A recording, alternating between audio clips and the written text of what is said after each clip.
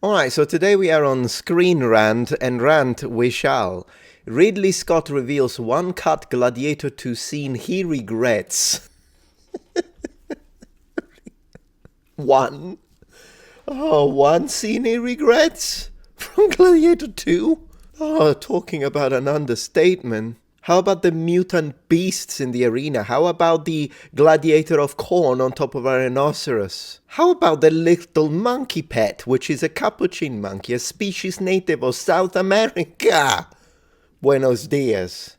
How about regretting the whole castings in Mr. What's his name? Fred Hetchinger, albeit being an excellent actor, looks nothing alike Caracalla. Actual Caracalla. Does this look, oh my gosh.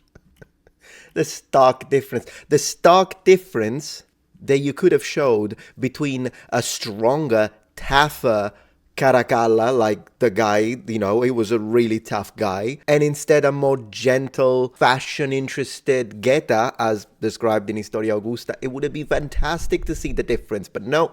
They're both nuts in the head. They're both little spoiled brats, extravagant, with makeup. Why are the Roman emperors wearing makeup? If there was one Roman emperor that wore makeup, you want to know who that is? I'll show you who that is. Man, we are starting strong. Emperor Elagabalus wore, or Elagabalus if you're not reading in English, was the guy who actually wore makeup. Not because he was trying to look like a woman, by the way. It was an Eastern ritualistic aspect of his religion and custom, since he was from Syria, and the Romans made fun of him the entire time, also because that was part of anti-imperial propaganda. But I digress. So yeah, anyways, let's see what this one scene that was cut that Ridley Scott really regrets. Oh my gosh. I don't even want to know. What is it? Aliens? Ridley Scott explains what scene he regrets omitting in Gladiator II. The 2024 historical epic continued the story of 2000 Gladiator, years after the death of Maximus, and I'm glad that Maximus died, because if he had seen this, he would have plucked his own hair out of his head. Focusing mainly on his son, Lucius. Paul Mescal stepped up to play his son in Gladiator II cast, which includes Pedro Pascal, Denzel Washington, Fred Hetchinger, and Joseph Quinn. Gladiator II received decent reviews and a good showing at the box office. That doesn't include me, by the way. To date, it has grossed over 458 million, putting it as the number 11 highest grossing film of 2024 at the worldwide box office. Well, good for them. Speaking with GQ, Scott explains one cut Gladiator II scene he wishes could have made the final film. This scene would have involved a heated discussion between Geta and Caracalla about who was conceived first. Mr. Scott. Who was conceived? I gotta read this. I gotta know this. Let's see. He who was first conceived would be more of an emperor than the other one. Petty. So basically petty talk between two spoiled brats. According to what the pairing thought, the scene would have been a detailed conversation about how, despite Scott enjoying some of the potential scene's dialogue, it was scrapped. I'm glad.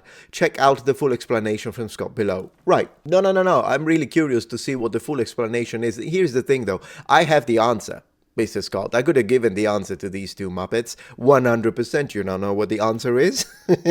Who was conceived first? Let me tell you. Caracalla. Full stop. That would have been the end of the scene, the end of the discussion, the end of the inquiry, the end of the debate, considering the fact that he was born on the 4th of April 188, 4th of April 188, and Mr. Geta was born on the 7th of March 189. So, yeah, we have the dates. They were not twins.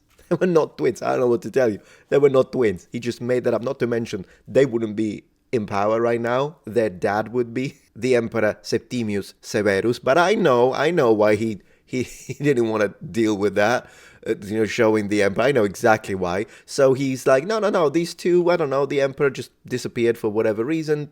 His two sons are in power, but they're twins. For whatever reason, they're twins and spoiled brats. But no, please, Mr. Scott, please continue. He says, we had a scene which I regret not doing, which is kind of funny, because they are constantly bickering about who was conceived first, because who was conceived first is more of an emperor than the other one. Nonsense. So then this detailed conversation about how. He said, well, if I was out last, I was conceived first. I could point to a couple of doctors who would disagree with that. Think about that. What this would have meant for Gladiator II, to be even a worse movie than it was. Get and Caracalla, the bickerers in question, are the twin emperors in Gladiator II. They are loosely based is very generous, Screen Rant. That is extremely generous, my friend. with Emperor Caracalla, I still remember it. Emperor Caracalla with people outside complaining, and Emperor Caracalla is like, oh, I'm so afraid, they want our head.